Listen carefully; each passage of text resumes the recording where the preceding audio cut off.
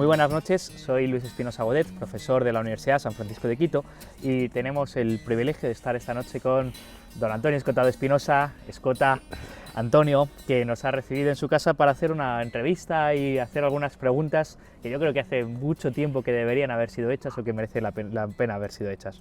La primera, Antonio, no sé cómo presentarle, supongo que filósofo es la palabra más adecuada. Creo que estudioso. Entonces, ¿qué es ser filósofo y qué es la filosofía? ¿Qué es ser filósofo? Hombre, eso es muy vasto, con V. Y en principio, claro, pues filosofar es interesarse por el saber. Lo que pasa es que cuando el interés se concreta en forma de realmente ir recopilando opiniones de otros sobre un asunto, hay la debida humildad y el debido tesón para sacar adelante algo. ¿Se filosofa sobre la filosofía o se filosofa sobre algo? Porque usted es filósofo que ha hecho sociología, que ha hecho historia del pensamiento económico y también ha hecho una ontología. No sé hasta qué punto uno filosofa sobre algo o filosofa. Desde Kant se supone que la filosofía en realidad reflexiona sobre sí misma, puesto que el espacio y el tiempo no son tanto realidades exteriores como ante todo formas de ordenar la experiencia. Y entonces desde Kant la filosofía es teoría del conocimiento. Antes era ontología, es decir, saber acerca del ser. En este caso, como en todos, el silogismo disyuntivo o falla. Y lo único que se acerca a la realidad es el silogismo analógico. O sea, esto, lo otro y lo demás. Quisiera comenzar la entrevista hablando un poco de su vida y de la vida intensa que ha tenido. Y una de las cosas que más me llama la atención y que más destaco es la felicidad. Usted me parece que es una persona comprometida a ser feliz y ha sido feliz a través del trabajo y el conocimiento. ¿La felicidad ha sido importante? ¿Usted se considera una persona feliz? ¿Ha sido feliz? Pues hubo un tiempo, ahora como 25 o 30 años, que se puso de moda para los escritores hacer libros sobre el secreto de la felicidad, sí, en qué consiste la felicidad, sí. tal. A mí siempre me sorprendió mucho porque, por un lado, debo reconocer que he sido muy dichoso y lo sigo siendo. Y además he sido dichoso y lo sigo siendo no exactamente por quedarme en casa y guardarme entre algodones, porque la verdad es que me han gustado las aventuras, me he metido en las cosas. Antes y ahora no perdono una ofensa sin intentar vengarla. De modo que todo esto en principio no sería el caldo de cultivo más perfecto para la felicidad, pero a mí me va, digamos, de miedo.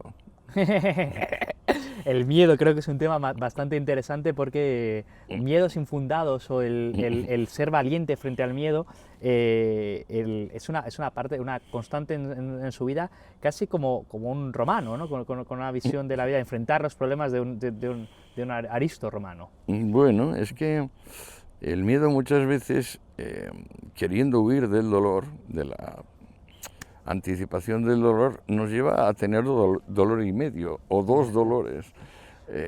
No hay que ser temerario, para nada, pero tampoco hay que ser pusilánime ni cobarde. La cobardía es castigada severísimamente por, digamos, la naturaleza. Quisiera hablar un poquito de su vida. Podemos comenzar por esos primeros años en Brasil y pasar de la exuberancia del trópico a la estepa castellana, que era el Madrid, al que usted llegó justo además en el despertar del interés sexual y del interés sensual, con 14 años, si no me equivoco. ¿Cómo fue aquel cambio y cómo le marcó el haber vivido en la exuberancia latinoamericana, donde yo vivo ahora? Es decir, que se vive muy bien. Bueno, aquello fue verdaderamente un golpe. El mundo nacional católico, donde los militares iban siempre vestidos de militares por todas partes, los grises, que eran la única gente un poco gordita de aquel país, escuchimizado, de los curas ubicuos. Aquello fue de mal en peor. En el colegio quisieron echarme varias veces, acusándome de cosas como meter un sapo en el sagrario.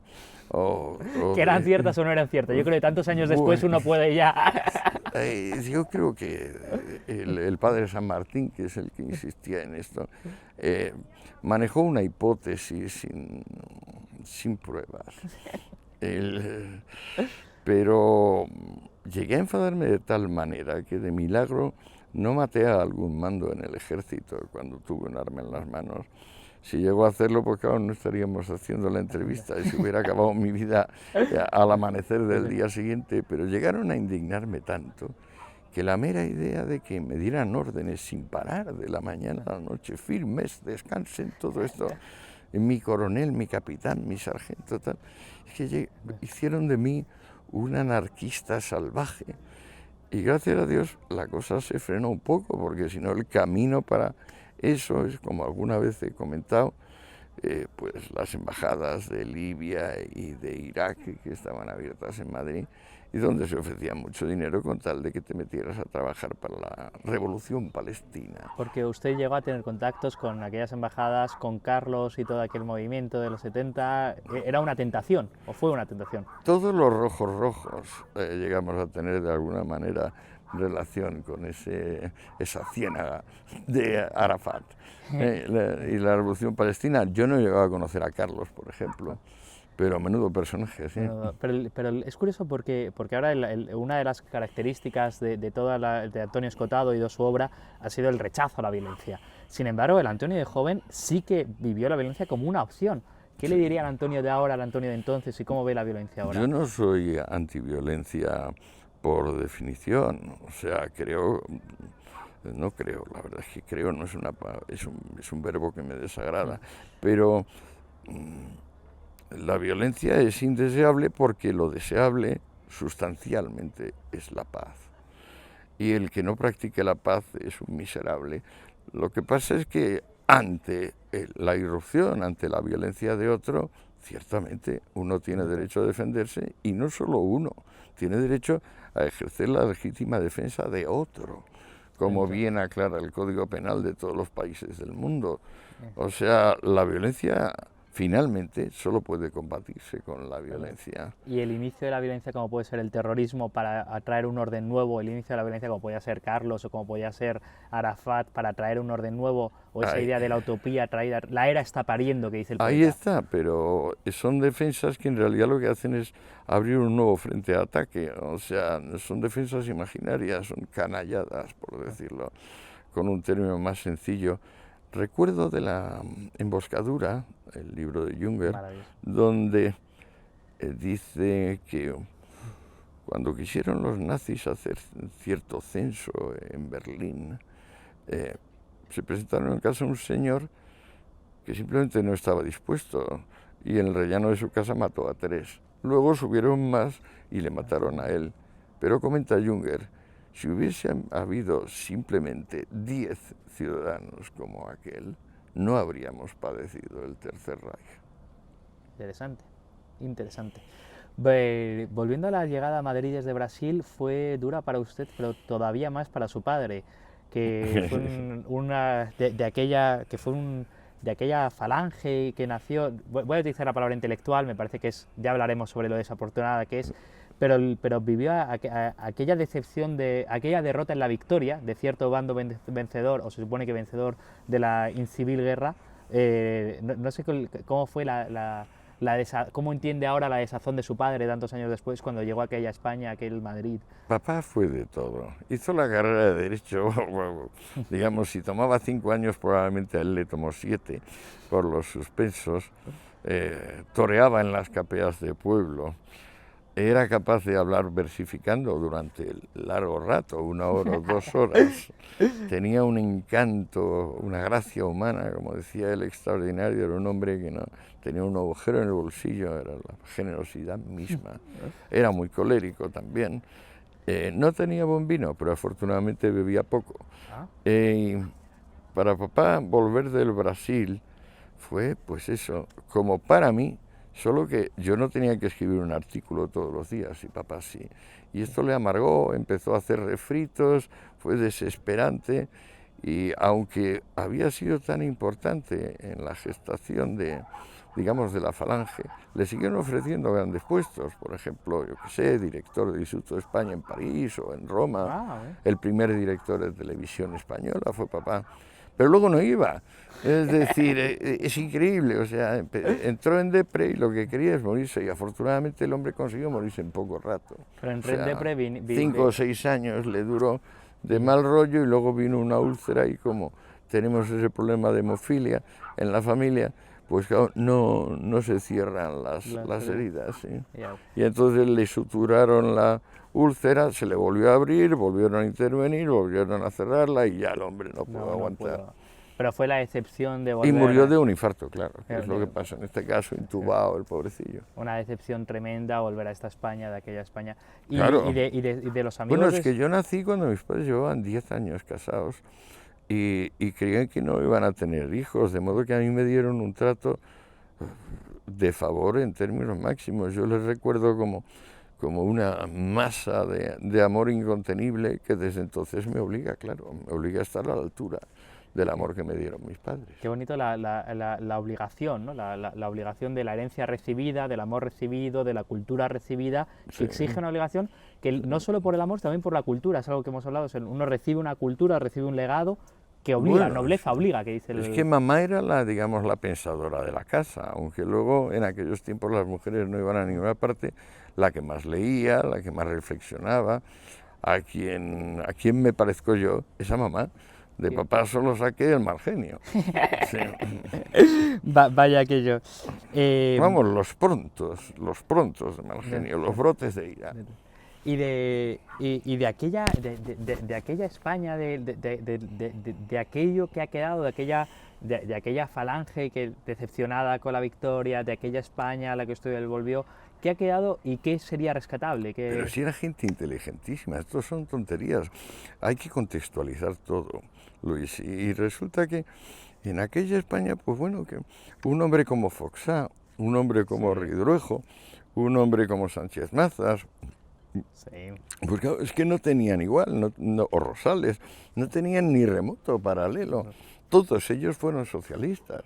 Pero en cuanto se vieron la tostada, es decir, que los comunistas, que eran un partido hiperminoritario, entraron con mucho dinero porque se lo dio Stalin, aparte que ya se quedó con las 700 toneladas de oro del Banco de España, pequeña broma, pues entonces cuando se dieron cuenta de que la política del Frente Popular no era nada más que aprovechaban los comunistas para matar a trotskistas y para matar pues bueno, a la parte eugenésica que ellos consideran que sobra el cuerpo social, las clases medias y las clases altas, pues entonces todos rápidamente se fueron de Besteiro, que es a quien votaban, pero todos, los que he mencionado antes, y fundaron un nuevo partido en torno a un hombre que era un jovencito, José Antonio, que no es que ellos admirasen demasiado, sino que simplemente se había metido en política para defender a su padre, que efectivamente fue la causa de la única época de prosperidad que España tuvo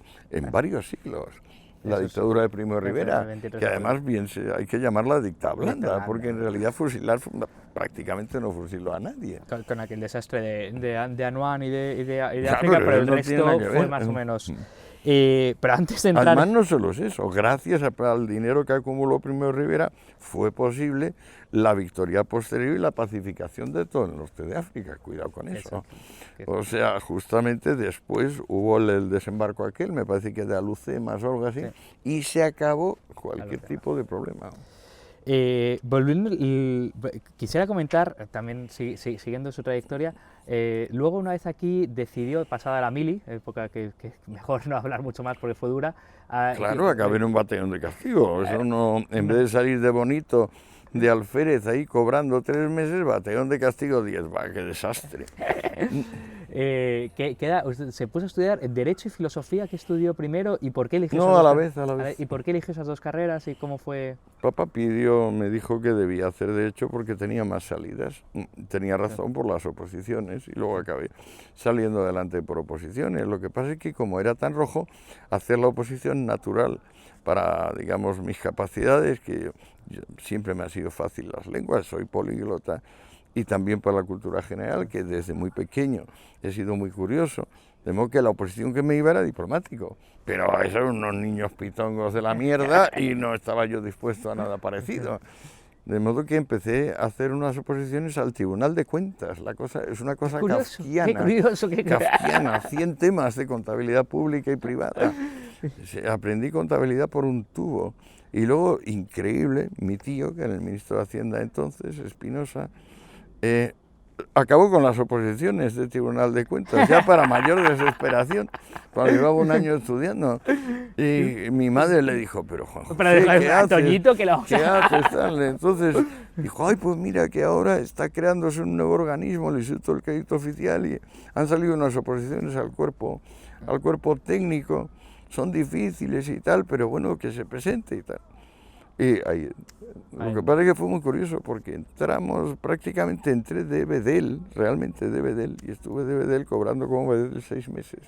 Y luego ya me convertí en jefe de servicio con 2 secretarias y un despachazo, y llevando lo que llevé durante 6 años en el ICO, que fue la concentración y fusión de empresas. Es curioso, quisiera hablar, antes de entrar en esto, es curioso, siempre me llama la atención lo rápido que pasa la época de la universidad.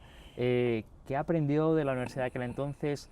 Eran profesores mucho mejores que ahora. Hasta la ley Maraval, la del 82, que creó el departamento, que es una institución bolchevique, había un cierto valor del prestigio individual en la universidad. Y había por lo mismo vocación, porque eran muy escasos los sueldos. Y la gente, pues bueno, si quería ganar dinero, no se metía en la universidad.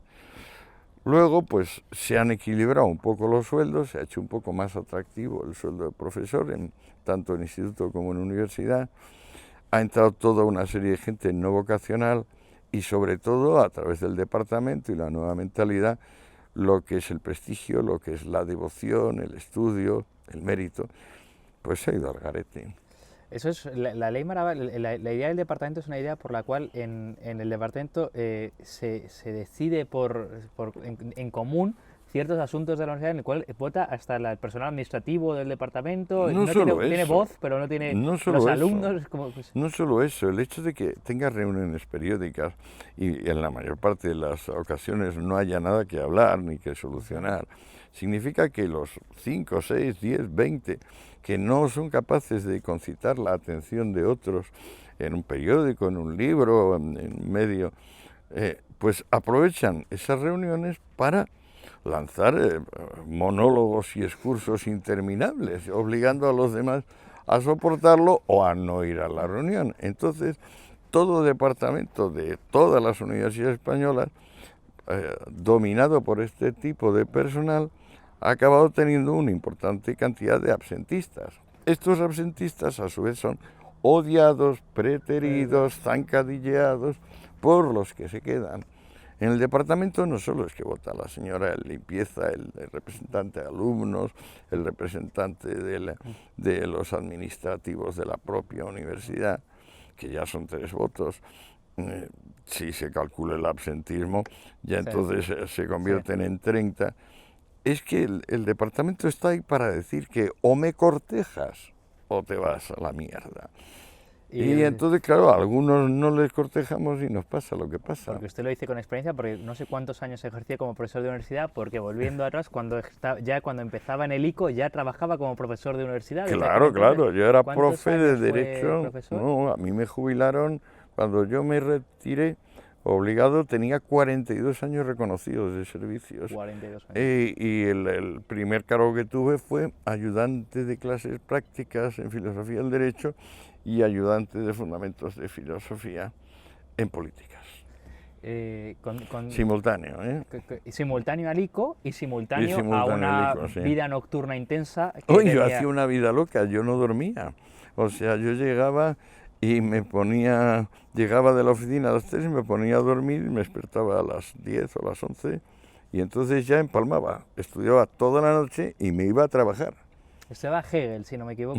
Bueno, y Freud, tuve una época donde devoré todo lo que es la metafísica tradicional, es decir, Platón, el movimiento neoplatónico, el movimiento gnóstico, el saber antiguo, las escuelas socráticas, Hermes Trismegisto, y luego, por supuesto, también la escolástica, principios de la escolástica, Escoto Eriúgena, Pseudo Dionisio Areopagita, en fin.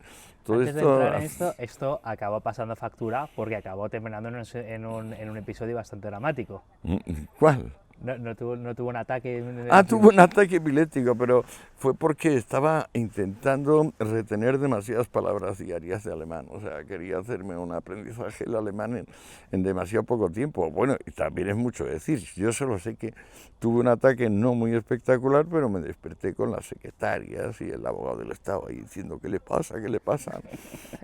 Y también en aquella época, ¿de qué época estamos hablando? Estamos hablando de los 70, también salía por la noche y era parte de la vida nocturna madrileña, que siempre ha sido muy intensa, pero entonces ya era especialmente intensa. Bueno, es que era el mundo, el socialismo es, sobre todo el comunismo, el socialismo comunista está muy vinculado a la promiscuidad sexual. Desde el libro de August Bebel, La mujer y el socialismo, parecen costumbres burguesas la monogamia, parece una costumbre burguesa castigar el adulterio. O sea, en aquellos tiempos lo que pasa es que se cultivaba, como también en los Estados Unidos y en otras partes de Europa, pues la orgía, como regla, las camas redondas, todo esto que espantaban a muchos, pero a otros les encantaban. Así se rompieron cientos de matrimonios y cientos de buenas amistades, naturalmente. Teniendo en cuenta su belleza y su...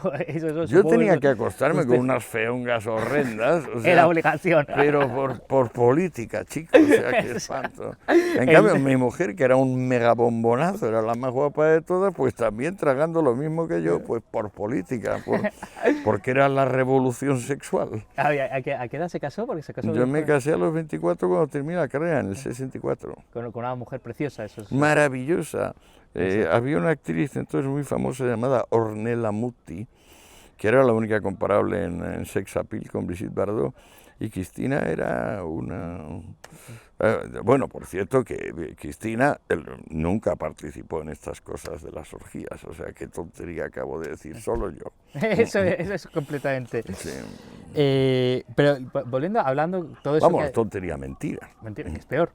Hablando de todo aquello que decía de sus años en los que por la noche leía desde Platón hasta Simón Areopagita, una de las cosas que le define es la cantidad ingente de libros leídos, procesados. No sé si tiene alguna idea mental de cuántos libros ha podido leer, porque sus obras tienen una bibliografía de obras citadas, ni siquiera consultadas, no, citadas, ingente. No sé si conoce a alguien que haya leído tanto como usted, o cuál es la... Pues no sé qué decirte, no sé qué decirte. Me imagino que habrá muchos que han leído tantos como yo. En mi tiempo había uno que leía tanto como yo, que yo creo que sigue siendo profesor, quizá emérito, en Barcelona, y que es el único que ha hecho una historia de la filosofía en castellano muy buena, que es Felipe Martínez Marzoa. Entonces, es catedrático de Historia de la Filosofía en Barcelona. Felipe era tan estudioso como yo, o más. Pero claro, es que a nosotros nos interesaba la fuente primaria. No nos conformábamos con, digamos, el Jäger como manual sobre los griegos o el Cassirer. Volviendo sobre esto, lo de la fuente primaria, que es una constante en su obra, porque luego sigue esta constante en su obra, sorprende.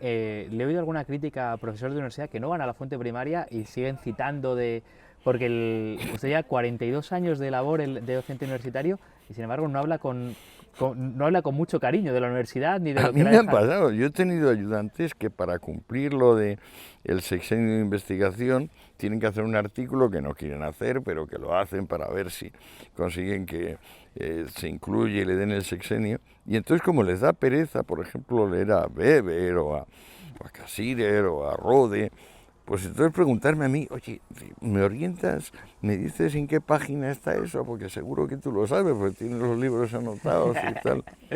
Y yo riéndome, claro, diciendo, pero bueno, será posible, si estás de profesor como yo y además estás en la fase en que tienes que hacer méritos. Que leer. ¿Cómo puedes ser un perezoso en este nivel? Pero claro, con eso lo que te ganas es un enemigo de por vida. Claro. Y volviendo tantos años después, ahora, no sé, me contó una vez que Amazon le felicitó sorprendido de la cantidad de libros que seguía Sí, comprando. Amazon dice que soy el que más compré libros en los últimos 2 años. Usted es el que más ha comprado libros en los de últimos los 2 españoles. Qué maravilloso. ¿Y le ha dado algún premio a Amazon por eso, por ser la verdad? Me ha regalado un par de volúmenes. 2 volúmenes por todos los libros comprados. Sí, Bueno, sí. está claro que la ciencia... Pero en cambio no he conseguido que la agencia tributaria lo incluya como gastos. Cuéntenos Se lo he esto. presentado y no, la agencia tributaria no lo considera porque no está incluido el IVA ni está en forma de factura con no sé qué, de no sé cuántos. Y tiene una multa de la agencia tributaria. Ah, sí, tengo 5.000 euros de multa. Permítame insistir sobre esto porque Antonio Escotado Espinosa, yo con todo el cariño del mundo lo voy a decir yo, no hace falta que lo diga usted, el mayor pensador contemporáneo de España, o el mayor filósofo en España, lo digo yo, no lo dice usted, en lugar de premiarle España como país o la sociedad, en lugar de premiarle, le multan por comprar demasiados libros en Amazon. Es que estamos completamente locos. Y le pagan una sobremulta de impuestos de 5.000 euros. Porque España nunca la ha reconocido. Cuéntenos cómo fue aquello de la universidad, cómo fue aquello de para ser profesor titular, que usted no llegó, fue un camino tedioso y no fue profesor titular de filosofía. ¿Qué ocurrió en aquella ocasión? Cuando acababa de salir del incidente de las drogas de Ibiza, pues, en Ibiza he tenido varios problemas judiciales, pero ese fue el más grave. O sea, los anteriores simplemente era por cultivador de marihuana. Pero ese ya me implicaba como un jefe de banda y tal, que tenían prostitutas, urbanizaciones y por supuesto tráfico de heroína, cocaína y otras drogas, fundamentalmente heroína y cocaína a gran escala. Aquello fue un problema, pues cuando salí de la detención preventiva aparecieron las famosas conversiones de adjuntos, que es como se nos llamaba entonces, en titulares.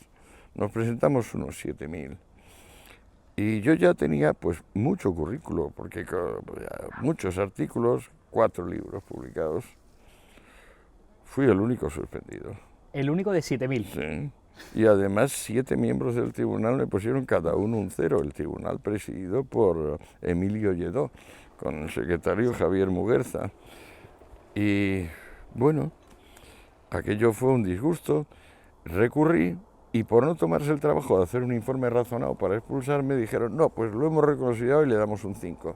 Todos mis compañeros habían pasado con un 9,95, un 9,87, ¿sí? ¿Qué le vamos a hacer? Pero esto fue menos grave que lo que me pasó justo antes de jubilarme. Porque ya teniendo los 6 sexenios de investigación, que no los tiene nadie, porque es el máximo que puede dar, me presenté a cátedras. Y otra vez 7 catedráticos me pusieron 7 ceros.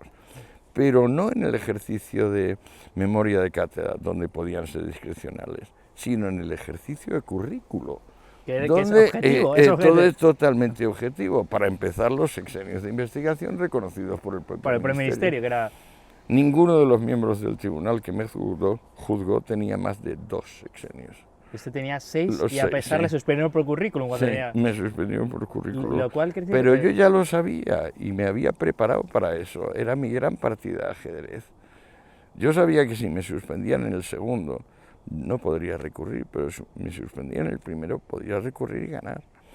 Y así lo hice. Pero luego, a final de cuentas, me dejó tirado mi abogado. A última hora, mi abogado me dijo, no, que es que esto no va a salir bien, que no, que yo te voy a ahorrar mi minuta. Y digo, que no me ahorre la minuta, preséntalo. No, que es que ya se nos ha pasado el plazo. Pude perseguirle por mala práctica, pero como yo quería ganar a la universidad, mi partida era con la universidad, allí lo dejé. Pero es que lo tenía muy bien, porque primero el ministerio dijo que mi reclamación se había presentado fuera de tiempo, y entonces demostramos por el tampón de correos que no era así. La audiencia ya condenó al ministerio por maniobra dilatoria y temeridad, que es como técnicamente se llama esto.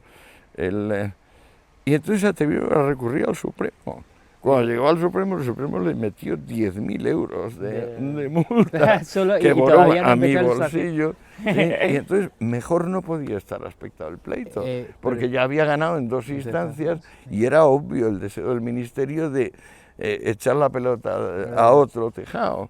Pero claro, yo no contaba con que mi abogado pudiera traicionarme de esa manera. ¿Y usted se siente poco reconocido? Es decir, no fue profesor titular por el cauce habitual y, si no me equivoco, eso tuvo la consecuencia de que no fue profesor titular de filosofía, sino de sociología. Ah, me tuve que cambiar de área, claro. Cuando vi que los 7 catedráticos de filosofía decían que yo no era filósofo, pues digo, me vuelvo a sociología. La razón para no tener la cátedra de sociología es que no soy sociólogo, que soy filósofo. Y entonces, pero usted se siente poco reconocido desde luego en la universidad. Y la siguiente pregunta es, ¿la universidad da lo que promete a los alumnos? O sea, ¿la institución universitaria a día de hoy es una fuente de conocimiento, de traditio, de transmisión de conocimiento, o se ha convertido en otra cosa? Yo creo que es una institución que va a desaparecer, la universidad. Con el mundo que ha venido con Internet no creo que tenga viabilidad práctica. Yo no sé cuántos años puede durar, pero no. La incluyo dentro de las instituciones periclitadas. En cuanto a mí, lo que me ha pasado con la universidad es una de las fuentes principales de orgullo y amor propio. El no ser catedrático de universidad. Ciertamente. No soy catedrático por 7 ceros. Sí. Permítame decirle que me preocupa bastante, porque yo soy orgullosamente profesor de universidad por vocación, y me preocupa bastante la desaparición de la universidad, y creo que no sería inmerecida. ¿Cómo decirlo?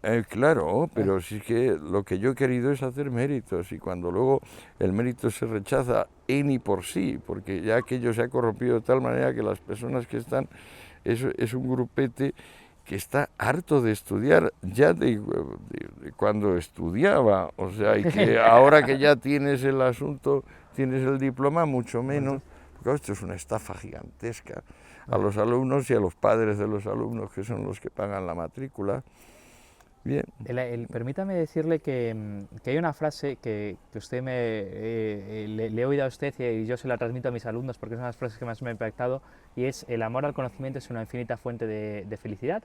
El amor al conocimiento y relacionada con el adagio latino, amor veritas, amor rei, el amor a la cosa en sí. ¿Usted el amor al conocimiento le ha producido tanta satisfacción? Sí, me la sigue produciendo, es la fuente principal de dicha de cada día.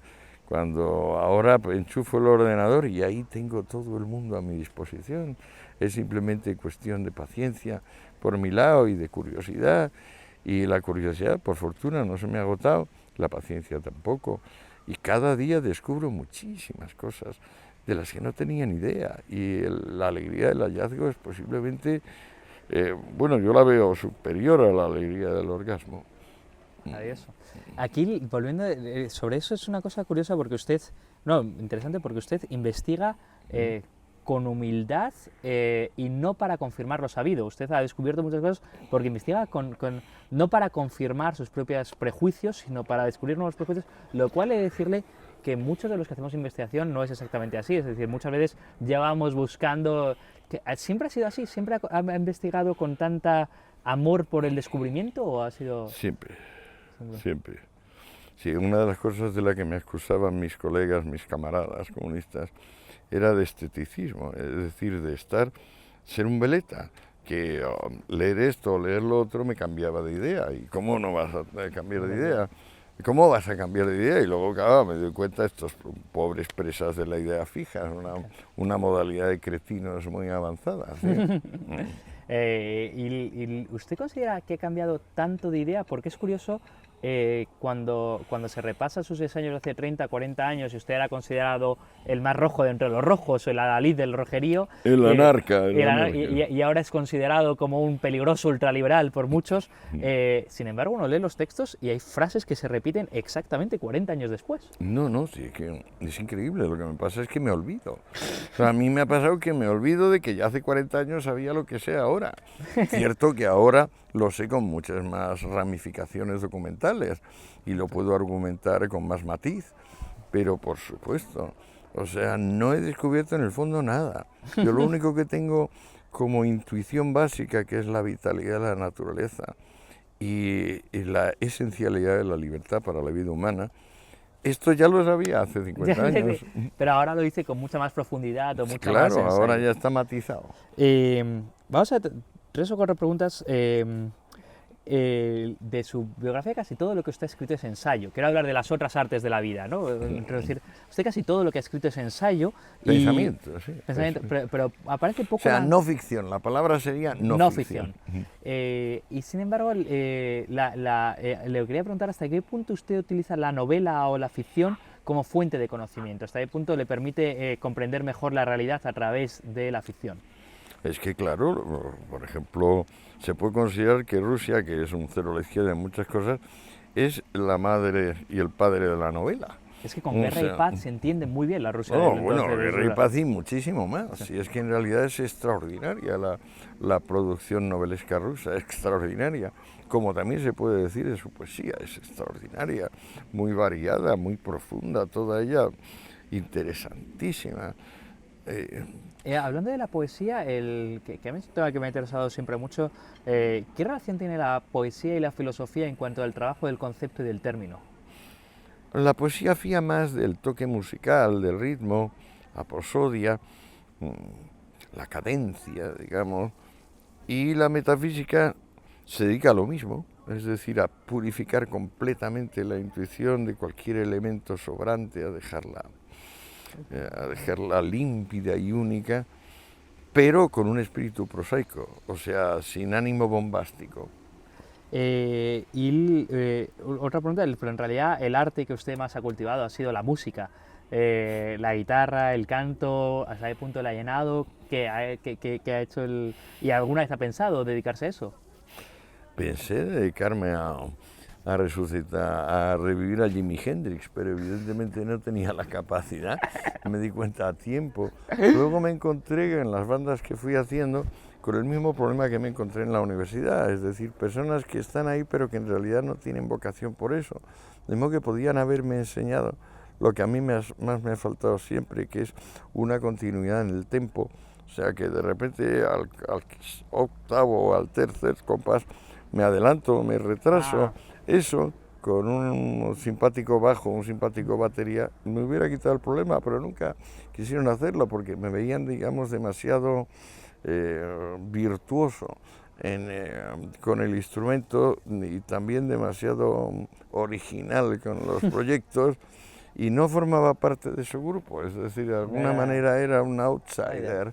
Y entonces lo que yo necesitaba aprender no me lo enseñaron, no lo conseguí aprender. Eterna maldición, soy siempre outsider, eterno outsider, ¿no? De todos los círculos en los que he estado siempre ha sido... He sido outsider, sí. ¿Y el precio de eso es la soledad? ¿Es la soledad intelectual? Pues ya lo ves que no, o sea, soy padre de muchos hijos, tengo una familia felizmente unida, mis amigos han seguido siéndolo. No, que de aislado nada, para nada. Simplemente desde el punto de vista institucional pagó el precio natural y razonable por la independencia. Con respecto a eso, una de sus características más características es la... Usted ha sido pródigo, usted ha sido fértil, por decirlo de alguna manera, en hijos, en obras, en artículos, en trabajo... y la fertilidad parece que no está de moda, no está de moda tener hijos, no está de moda no está de moda escribir muchos libros, hay muchos autores sin obra que no llegan a escribir nunca un libro. ¿Qué es la fertilidad y qué tan importante es para usted dejar obra? Pues eso es una cosa que viene a posteriori, que diría Hegel. O sea, nunca me lo he planteado a priori y va y resulta. Bueno, yo creo que en mi caso la fertilidad viene exclusivamente de que ha habido un tesón, pero ese tesón no se puede explicar como una disciplina impuesta desde fuera, sino que me ha salido del alma. Me he dado cuenta que igual que era apasionante conocer cómo sería en la intimidad aquella señora que había pasado por la calle, iba a ser apasionante enterarme de verdad de qué decía Hermes Trismegisto en sus 3 tratados, ¿sí?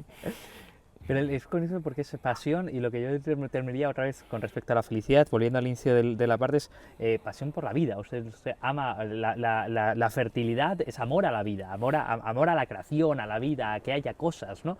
Frente a esa postura nihilista que va en la nada, usted ama la vida, es una cosa... Realidad y sustancia es un tratado que bueno, me parece que es mi obra más considerable, lo que pasa es que comprendo que la van a leer 2 o 3 personas, si llegamos a tanto. Está retirada, Sí. ¿no? Es difícil de encontrar entre el... Y aún así es el único tratado de metafísica con 2 ediciones, porque hubo suficiente cantidad de personas que pensaron que era otro libro sobre drogas y además confundieron la piedra de la luna que está en la portada del libro con un trozo de hash.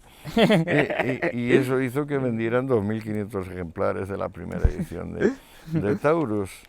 No, pues realidad y sustancia, por una parte yo me pongo a prueba para saber si soy capaz de hacer una revisión del pensamiento occidental, y está dividido en la primera parte el sujeto, la segunda parte el objeto, pero lo esencial del libro es terminar con la vida. Es decir, la forma suprema de objetividad es la vida es pura incertidumbre, es un abrirse hacia lo desconocido, y es de alguna manera la forma que tuve yo de pagar todos aquellos 20, 25 años de estudio muy puntual de las fuentes filosóficas, que es todo un material que se puede considerar absolutamente anacrónico y fuera de lugar, porque es que ¿a quién demonios le interesa Scott Oriúgena o Duns Scott? Sin embargo, para mí fueron muy importantes y todavía me acuerdo de ellos. En realidad esta fue una ontología escrita, ¿cuántos siglos después de la última ontología escrita? Yo me di cuenta que Hegel había clausurado la ontología con la ciencia de la lógica, pero que hacía falta hacer, a pesar de todo, una ontología, para mí, para poder hablar desde mí mismo. Es decir, rebautizar las palabras, que cuando dijera espacio, tiempo, materia, forma, sustancia, ser, estar, todo eso viniese de experiencia interna en vez de mímesis, imitación. ¿Y cuántos son capaces de hablar de espacio, ser? Porque todos los demás hablamos de ser utilizando una palabra asumida y si no hay reflexionado sobre qué es el ser y nos permitimos la tremenda esto de hablar del ser. ¿Cuántos han podido hablar del ser? ¿Cuántos hablan del ser sabiendo lo que es el ser, teniendo un concepto propio del ser, y cuántos los demás hablamos por hablar? ¿Y tú qué crees, Luis? Que yo solo conozco a uno en todos mis años de vida. Muy amable, en fin. Y eso es una de las constantes. Quisiera terminar esta parte de la entrevista con esta pregunta, porque esa es una de las constantes de su vida, es el trabajo. Es la idea de yo hablo del ser porque yo he trabajado el concepto de ser, y el trabajo como virtud. Usted es un gran trabajador, no sé cuántas horas sigue dedicando a su día, se supone que está jubilado. Todo mi día, todo lo que no empleo en amor familiar y en jugar al ajedrez online, todo es trabajo. Todo, absolutamente. Y durante todo. Toda su vida, ¿cuántas toda horas mi ha dedicado vida. al trabajo? Y no lo sé, toda mi vida. Y es curioso porque el trabajo sigue siendo visto en nuestras sociedades con ese concepto cristiano, con ese concepto de castigo de Dios, ¿no? Trabajo es castigo de Dios, trabajo es negativo. Ahora que estamos en pleno agosto, la gente está deseando dejar de trabajar. Y yo les miro con cara, pero la mayor satisfacción de un hombre es el trabajo. Es la ¿Qué opinión única. le merece? Y qué Es tal? la forma de ser respetable y ser independiente, el trabajo. Pero para eso tienes que ser un maestro, y para ser un maestro hay que trabajar mucho. O sea, el maestro es el que puede hacer una obra útil para terceros. Y la sociedad está encantada de tener maestros y no le gustan, digamos, los extras. Pero no los premian. El problema del proletariado, digamos, históricamente visto, es que con la rápida industrialización, en este caso Inglaterra, gran parte de la gente del campo se fue como mano de obra inespecífica a trabajar a núcleos urbanos que crecían rapidísimamente, digamos, Birmingham, Leeds, son modelos muy puros de esto, que es que no eran nada. Y de repente, pues como sí. Coslada o como, esto, yo qué sé, Fuencarral, se convirtieron en entes con 100.000 habitantes, luego 200.000. Estas masas que no eran maestros en nada, que trabajaban en cualquier cosa, estos son los que llamó Sismondi por primera vez. Ya, yo creo que en el año 40 o así, del siglo XIX, los llamó proletarios. Proletarios es un término que tenía un significado muy positivo en Roma. Eran los que aportaban hijos prole a la República, y por tanto los que alimentaban las legiones, el rango del pretorio, los jueces, entre toda la estructura administrativa del imperio. Pero luego, claro, el proletario del siglo XIX es distinto, es una mano de obra inespecífica que necesita comer y que efectivamente le va mucho mejor yéndose a la ciudad que quedándose en el campo porque cobra el doble o el triple y además tiene un trabajo fijo y en el campo es estacional, es la cosecha, la siembra. Lo cual es importante señalar porque, claro, tenemos esa imagen del proletario del 19, quizá heredada de ciertas novelas, en las cuales el proletario del 19... ¿Cómo que quizá heredada de ciertas novelas? Todo nace de Dickens. De Dickens, que es de muy Dickens culpable, es muy culpable. El amarillismo ridículo, aquella señora que dijo, ahora que estoy en Manchester, el señor Dickens miente porque no todo el mundo tiene la cara negra de carbón. Claro, era una estupidez increíble, que había hecho. pero eso fue básico para que Marx dijese lo que dijese. Y ten en cuenta que la alternativa era peor. Obviamente, si esa gente iba a la ciudad es porque en el campo realmente, dicen, los niños trabajaban en la ciudad en el siglo XIX. Sí, pero es que en el campo se trabaja desde los 7 años, claro. Obviamente. No, pero además era una bendición que pudieran trabajar los niños en la fábrica, porque como no había guarderías, ni internados, que un niño no tiene ni una sola buena idea. Lo dejas en casa solo y lo peor que se puede imaginar va a acontecer. Lo mejor que podía suceder es que trabajase la familia entera. Las escaletas, acuérdate, de Arkwright y de Dale, los fundadores de la industrialización inglesa, incluían siempre la idea de que trabajase la familia entera, calculando que el padre sabría un poquito más y podría especializarse, que la madre tendría otras capacidades y que los niños, bueno, pues recogían ovillos sueltos por el suelo, barrían lo que fuera, pero servían y sobre todo no estaban expuestos a la locura de un niño que está solo en una casa. Lo cual hemos pasado porque ahora mismo en el siglo XXI vemos la ociosidad... O con la abuela que estaba ya gaga y no podía custodiarles.